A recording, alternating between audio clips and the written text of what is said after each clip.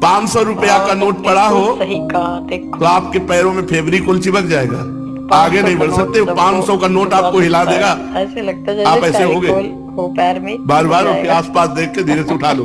500 रुपया आपको आगे नहीं बढ़ने देगा।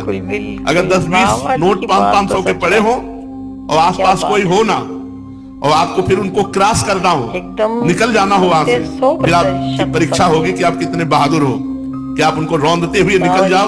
उनका कोई महत्व ना हो, जैसे रद्दी कागज ऐसे तुम्हें, लेकिन ऐसा नहीं होगा। अगर एक कदम चलोगे, पीछे 500 का नोट है, आगे 2-4 नोट पड़े हैं, तो आसपास पहले दृष्टि जाएगी, कोई देख तो नहीं रहा है, फिर धीरे से उठा लेंगे। भले हम वो कहीं दान पेटी में डाल दें, लेकिन उठा जरूर लेंगे। क्यों उठा लिए? क्योंकि महत्व है, धन में महत्व है, भोगों में महत्व है। तो ये कहने की बात अलग है कि अरे भाई हमें स्वर्ग के सुख नहीं चाहिए, हमें मोक्ष नहीं चाहिए, हमें प्रेम चाहिए। हम तो ठुकरा देते हैं स्वर्ग के सुखों को, मोक्ष को ठुकरा देते हैं, और 500 का नोट ठुकरा के आगे नहीं बढ़ सकते हैं। अगर गुलाब जामुन और मिठाई की बात आ जाए तो मुंह में पानी आ जाएगा, और ठुकरा देते हैं मोक्ष, ब्रह्मानंद। ये सब कहने की बातें हैं। स्वर्ग के दिव्य दिव्य भोगों को ठुकरा सके ऐसा भगवत प्रेमी महात्मा ही केवल होता है।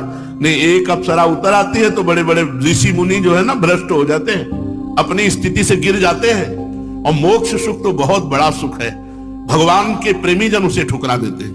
मोक्ष सुख को अगर कोई ठुकरा पाया तो भगवत प्रेमी महात्मा,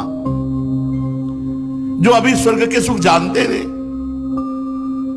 अब जैसे पहले ऋषि मुनियों के पास जो है अप्सराएं आया करती थी, बोले अमुक ऋषि के पास, जैसे विश्वामित्र जी के पास बोले मेनका जी आई, उनके पास अमुक आई। अब नहीं आती है, जरूरत है नहीं। वो तो जो समस्त इंद्रियों पर विजय प्राप्त करके मृत्यु लोक के समस्त भोग प्रणाली को रौंद दिया और हेरा नहीं उनकी तरफ, तब दिव्य लोकों की अप्सराएं उनके सामने आती है। यहां दिव्य आने की जरूरत है नहीं।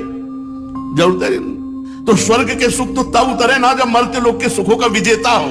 जब मर्त्य लोक के सुखों में ही भ्रष्ट हो गया तो स्वर्ग के सुख की बात क्या।